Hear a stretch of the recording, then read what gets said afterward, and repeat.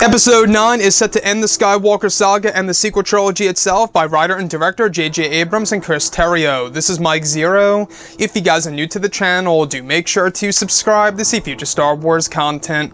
Now, I gotta say, one thing that I'm truly looking forward to seeing in this film is, of course, the Knights of Ren, a group of characters that we only got to see a glimpse of in Star Wars The Force Awakens, also known as Episode 7. We only got to see them in the form of a Force-back vision sequence so briefly, and a lot of people have always been talking about these characters because of how much they really mystified the audience and exactly how much of a backstory these characters really have and how they have connections to the character of Kylo Ren.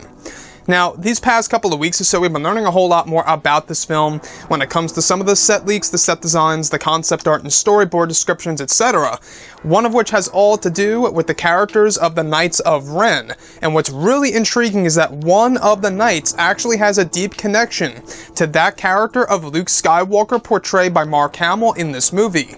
And this is really raising a lot of questions right now on exactly which Knight of Ren has this deep connection to the character of Luke Skywalker. Now, if I had to say anything here, I would have to say that it's either going to be Matt Smith or Kerry Russell as one of the Knights of Ren that have a deep connection to the character of Skywalker. Now, this could also tell us that the Knights of Ren are indeed Force-sensitive individuals. Now, if you look at the filming that has been happening, we do know that a lot of extras that were dressed up as the Knights for one of the sequences where they were invading this castle-like structure, they were actually attacking some of the extras dressed as Resistance fighters by using the Force, doing these stances as if they are pushing, Force pushing with their hands. And that tells us right there that the Knights of Ren most likely are Force-sensitive individuals and were indeed Luke's Jedi students before his Jedi temple was burned down by Kylo Ren and his crew. So, with that being said, the fact that one of the Knights of Ren in Kylo's group here has a deep connection to the character of Luke Skywalker, I believe it all has to do, like I say, either Matt Smith or Kerry Russell. And the reason why I bring up Kerry Russell is because we do know that she actually does have a lot of action scenes in this movie. She also shot a lot of scenes with Adam Driver, and I think that you can really fit all the pieces together into one big puzzle right now, that she may very well be a Knight of Ren in Episode 9, perhaps maybe even a lead Knight of Ren for all we know. Now, Matt Smith, we do know that, he shot a scene where he was actually wielding an actual lightsaber on one of the sets for Episode 9, and Matt Smith does have a key role in this film, and it's said that there is going to be some kind of revelation for the character of Matt Smith, whoever he is playing in this film, that will be connected to one of the legacy characters.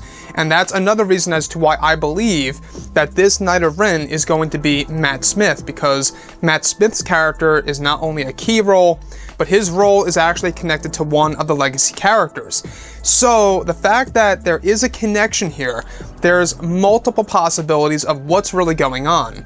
Either these actual Knights of Ren were Luke's Jedi students, which is pretty much the assumption right now. It's not confirmed as of yet.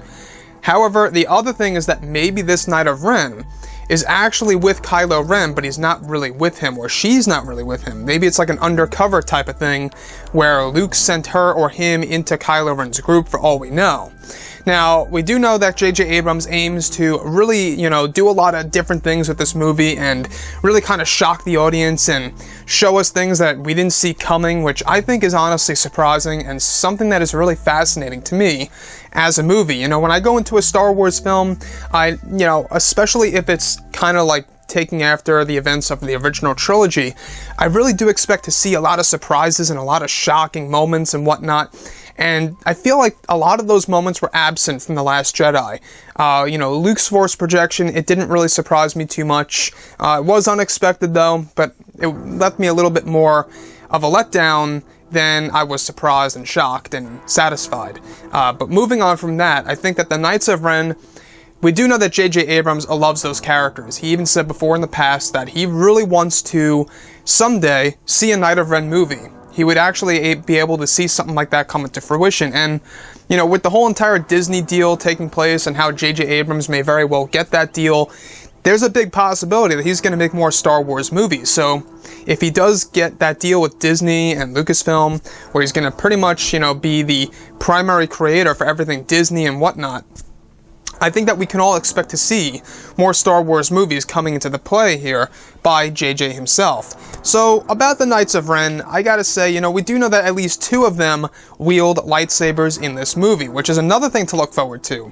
There's at least 2 Knights of Ren in Episode 9 that have lightsabers, and if you guys actually go all the way back to the Force Awakens concept art, you will see that at least one of them has a lightsaber hilt on their belt. So J.J. Abrams is really trying to put it up to the next level here and give us more than 2 actual people using lightsabers against each other, and kind of giving us a more prequel era type of moment in Episode 9, which honestly I think is great, and I really do got to give a lot of props to JJ for that.